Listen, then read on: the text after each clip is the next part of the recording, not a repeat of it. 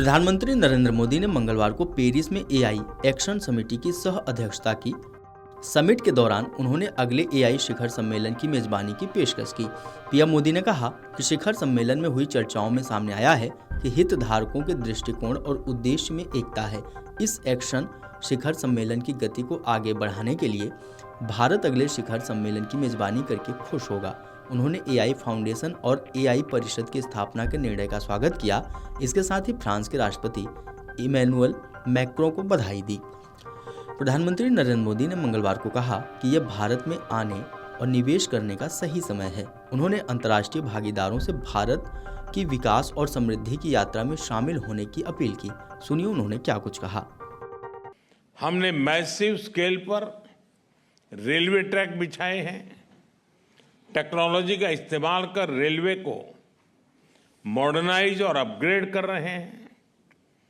2030 तक 500 गीगावाट के renewable energy के लक्ष्य की ओर हम तेजी से अग्रसर हैं। इसके लिए हमने सोलर सेल मैन्युफैक्चरिंग को बढ़ावा दिया है।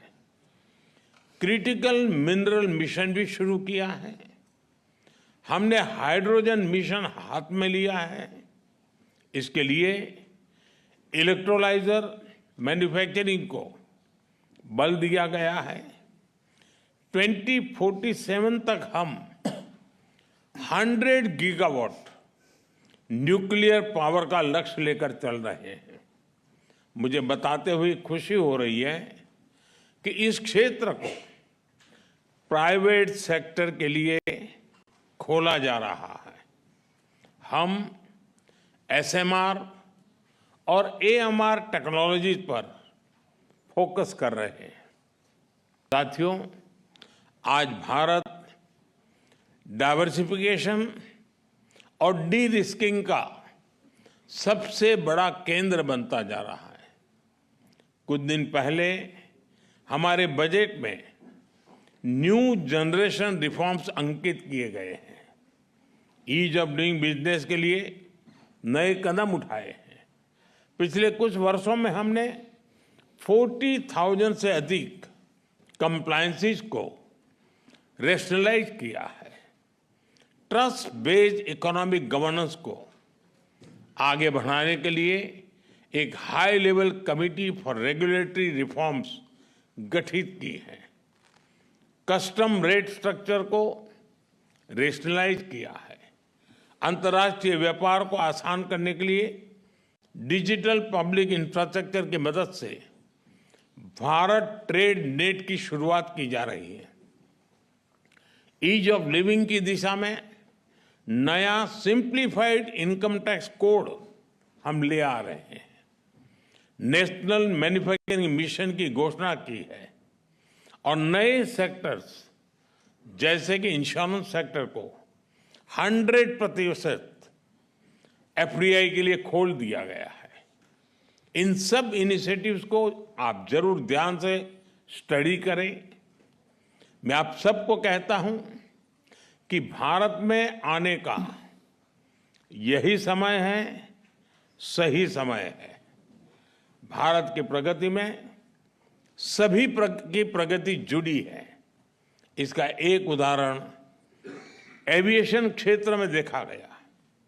जब भारतीय कंपनियों ने हवाई जहाजों के लिए बड़े ऑर्डर्स दिए और अब जब हम 120 नए एयरपोर्ट्स खोलने जा रहे हैं तो भविष्य की संभावनाओं का आप स्वयं अंदाजा लगा सकते हैं। साथियों, भारत के 1.4 बिलियन लोगों ने 2047 तक विकसित भारत का संकल्प लिया है।